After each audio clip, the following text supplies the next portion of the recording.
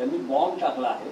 त्यांचं असं म्हणणं आहे की महाविकास आघाडीच्या जागा वाटपात झालेला घोळ यामागे काही षडयंत्र आहे का, अशी त्यांनी शंका किंवा संशय उपस्थित केला। त्यांचं असं म्हणणं आहे की जे जागा वाटप 2 दिवसात व्हायला हवं होतं त्यासाठी 20 दिवस लावले गेले आणि यात सगळा घोळ घातला गेला, विनाकारण वेळ वाया घालवला गेला।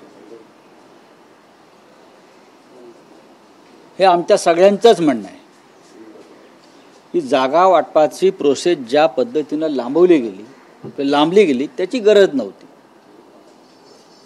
आणि ती का, कोणामुळे आणि कशी लांबली हे बहुतेक विजय वडेट्टीवारांना माहीत असावं। माननीय शरद पवार साहेब असतील, जयंतराव पाटील असतील, आम्ही सगळे असू शिवसेनेचे, शेवटच्या अर्ज भरण्याच्या शेवटच्या दिवसापर्यंत जागा वाटप संपलेलं नव्हतं हे सत्य। कोणत्याही अलायन्समध्ये किंवा आघाडीमध्ये जागा वाटप इतक्या विलंबानं झालं तर एक अस्वस्थता पसरते, कार्यकर्त्यांना काम करायला वेळ मिळत नाही। या उलट महायुतीमध्ये साधारण 2 महिन्यापूर्वी जागा वाटप संपलेला होता, बाकी त्यांच्या चर्चा वगैरे काही सुरू असतील। तर विजय वडेट्टीवार यांची जी वेदना आहे ती संपूर्ण महाविकास आघाडीची वेदना आहे। चुका झाल्यात आणि त्या स्वीकारल्या पाहिजेत।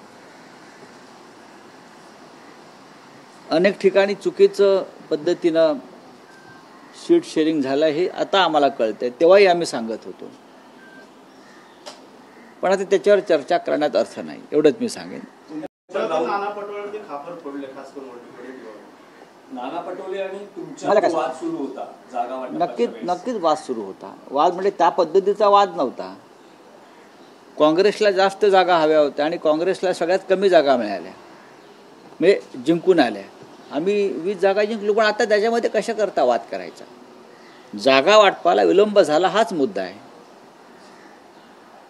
जागा वाटपाला विलंब झाला आणि त्या जागा वाटपामध्ये मिस्टर वडेट्टीवार सुद्धा होतेच की।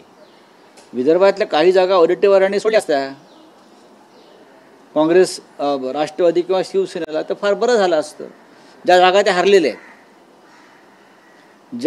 हरलेल्या आहेत आत्ता या क्षणी, उदाहरणार्थ चंद्रपूरची एक जागा आहे